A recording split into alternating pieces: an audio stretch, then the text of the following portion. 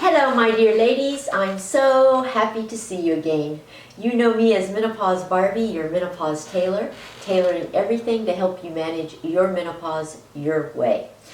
You've tuned into a unit on endometrial uterine cancer that began with video number 320.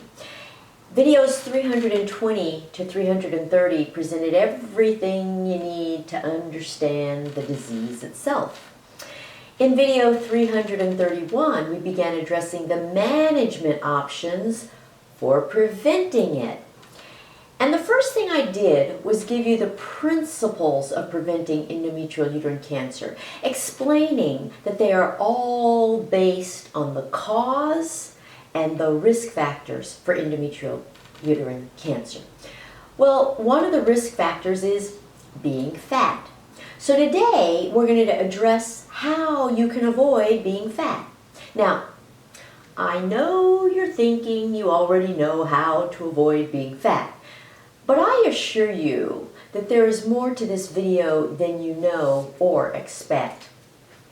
In my book, whether you have the first edition or the second edition, all of chapter 31 is on endometrial uterine cancer. But this video is going to give you more than what you'll find in the book, so stay with me. You hear people talking about weight loss all the time, on television, on social media, amongst your friends, just about everywhere. But the problem with their solutions for weight loss is that they merge a lot of things that really don't belong together. Most commonly, they cite diet and exercise as a solution. But diet and exercise are two very different things, with two very different contributions to your weight, and two very different mechanisms of accomplishing weight loss. For instance, if you had to guess what percentage of weight loss is due to diet and what percentage is due to exercise, what would you guess? I'll give you some options. Now, this isn't an official quiz question. Is it 80% diet and 20% exercise? 60% diet and 40% exercise? 40% diet and 60% exercise? Or 20% diet and 80% exercise? It's 80% diet and 20% exercise. It's the 80-20 rule of weight loss. Another problem is that people fail to distinguish dieting for purposes of weight loss from dieting to prevent heart disease. If you're a student here at Menopause University, you know that being specific is very, very important. So today I will specify the dieting facts that are pertinent only to weight loss for purposes of reducing your risk of endometrial uterine cancer. And then much later, many moons and solar orbits from now, when we get to the unit on weight gain at menopause, I'll go into much more detail than I will today. Thus far in your menopause education from these videos, we've covered the following diseases: heart attack, osteoporosis, and Alzheimer's. Of those, only one included dieting as a management option for your menopause, and that was heart attack. So I think it will be beneficial to compare and contrast dieting for prevention of a heart attack with dieting for prevention of endometrial uterine cancer. You see, I think comparisons like this prevent you from generalizing things that require specificity. Dieting specifically for purposes of weight loss is one of those things. So this video addresses the dieting practices that will help you lose weight if you're fat. In the unit on heart attack, you discovered that one of the risk factors for a heart attack is being fat. And the basis of that risk factor for a heart attack is the theory that eating fat causes you to be fat.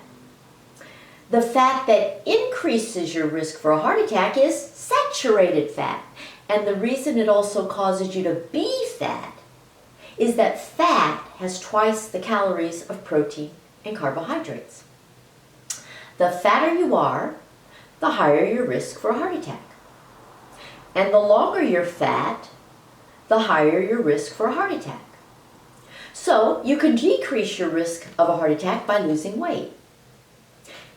In terms of endometrial uterine cancer, being fat is a very strong risk factor also. This is because your fat cells produce the estrogen called estrone. And that estrone acts on the endometrial lining of your uterus to make it thick. So it thickens little by little by little, slowly over time, until it's so thick that it starts transforming into endometrial uterine cancer. So that's why being fat is so common amongst endometrial uterine cancer patients. The fatter you are, the higher your risk for endometrial uterine cancer. And the longer you're fat, the higher your risk for endometrial uterine cancer. And when it comes to preventing endometrial uterine cancer, if you're fat, you decrease your risk significantly by losing weight. Back in the unit on heart attack, you learned that the best diet for preventing a heart attack is one that is as close as possible to a 100% plant-based diet. Well, plants include fruit, vegetables, grains, nuts, and beans. All of those things are very nutritious, but notice that they are all carbohydrates. By and large, the closer a diet is to a plant-based diet, the higher the carbohydrate content. Notice also that everything on a 100% plant-based diet is high in fiber. This is why the transit time of a vegan diet is so fast and why it decreases formation of free radicals that can cause cancer. Finally, notice that a plant-based diet is low in fat, especially saturated fat. That's precisely why it's beneficial in reducing your risk for a heart attack. And generally speaking, because it's low in fat, it's also low in calories. So the kind of diet that is beneficial for preventing a heart attack is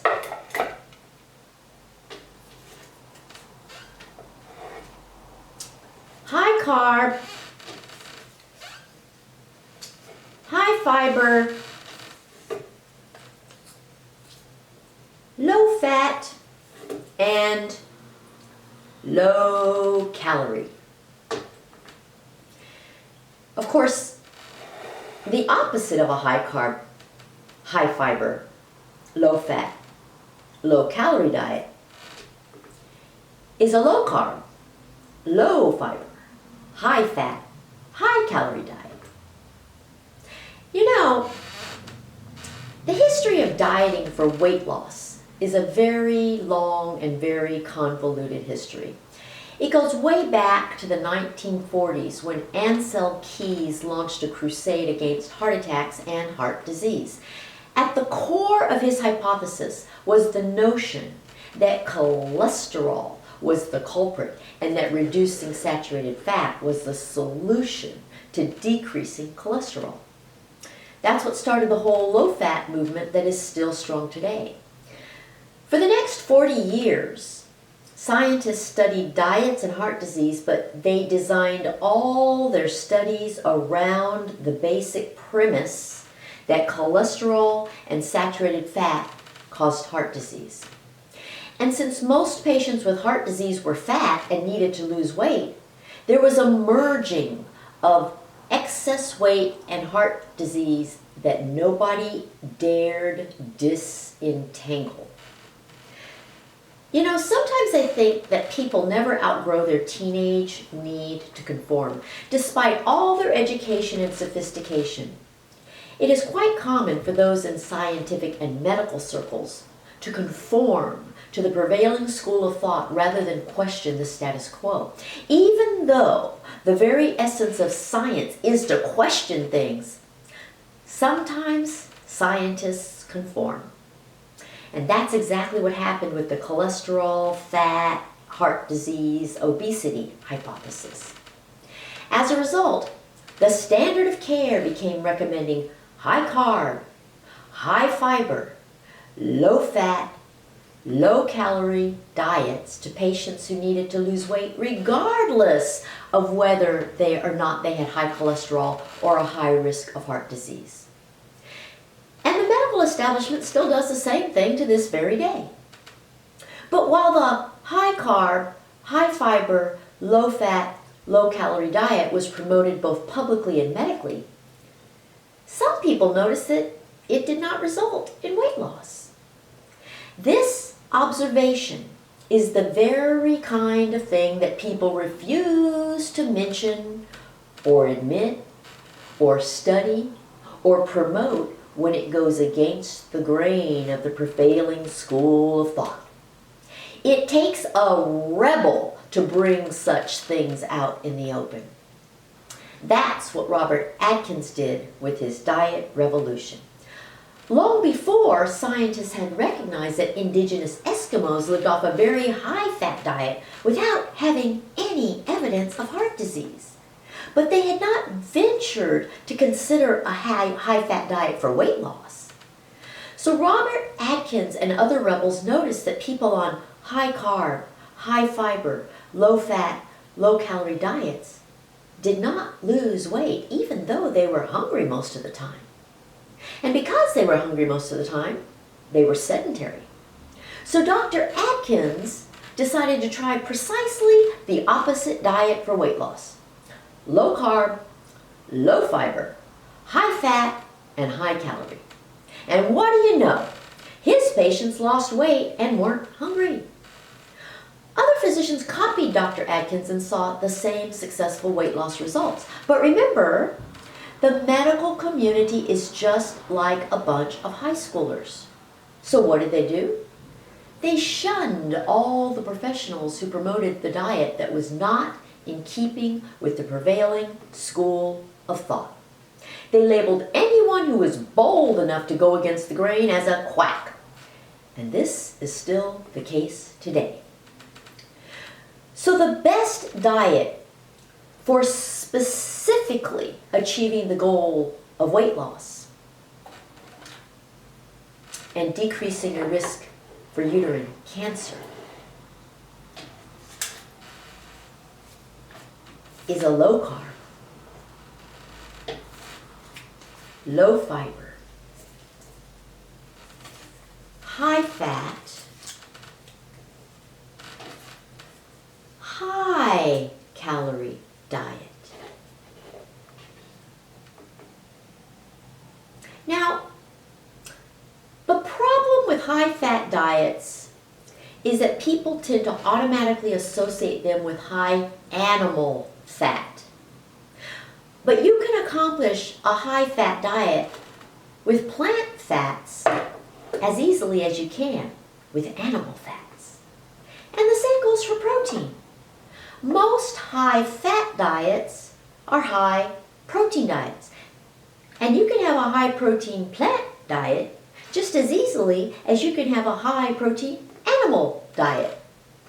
And a high animal fat diet may increase your cholesterol, but a high plant fat diet will not. So be creative if you have to accommodate the effects of a high-fat diet on your risk for a heart attack. The key here is that there are two opposing kinds of diets with regard to carbs, fiber, fat, and calories. You have the high carb versus low carb, the high fiber versus low fiber, the low fat versus the high fat, and the low calorie versus high calorie. One is most beneficial for preventing a heart attack. The other is most beneficial for preventing weight loss. When it comes to preventing endometrial uterine cancer, the goal is weight loss. So the best diet for your heart may not be the best diet for your uterus. You have to choose the diet that is most important for your situation. Your heart and your uterus serve two very different functions in your body. Your heart is your body's pump. Your uterus is your baby's baby carriage. Your heart keeps you alive. Your uterus kept your baby alive. You die without your heart. You won't die without your uterus. You still need your heart. You don't still need your uterus. Which is easier to reverse, plaque gain in your heart arteries or weight gain on your body? Interestingly, these are both just great big lumps of muscle. So one diet does not serve all purposes any more than one organ serves all purposes. And notice that protein was not included in the details of either type of diet. I intentionally left it out of our comparison to avoid confusion. Your protein can be high or low on either type of diet, but a high proportion of calories from protein is beneficial for any diet. Generally, you will lose more weight if you eat more protein. And your protein can be either plant protein or animal protein on either diet. And there's only one thing that is common among all diets, no matter what. It's the omission of sugar. So think about that. Despite all the other disagreements about what you should omit from your diet in order to lose weight, the one and only thing that everybody can agree on is sugar. So, sugar and spice make everything nice and fat. So here is a chart reflecting the difference in these two types of diets for your heart and your uterus. This is the kind of thing you have to do for every aspect of your menopause management. Know your goals and then choose the management options that will meet them. So this video addressed the 80% of weight loss necessary for preventing endometrial uterine cancer. And that little chart I made is something you can find either in the description underneath the screen or at my website, which is menopausetailor.me. Now, diet is 80% of what's necessary for weight loss for preventing endometrial cancer, but exercise constitutes the other 20%. So that's what we'll address in the next video. I invite you to visit menopausetailor.me. You'll find a lot of fun articles, the entire education in the form of webinars or DVDs, a mini menopause education for your guide, and the opportunity to schedule a consultation. I also invite you to subscribe here for my YouTube channel and my newsletter, and then to follow me on Facebook, Twitter, Pinterest, and Instagram. And with that, I bid you goodbye for now. Bye!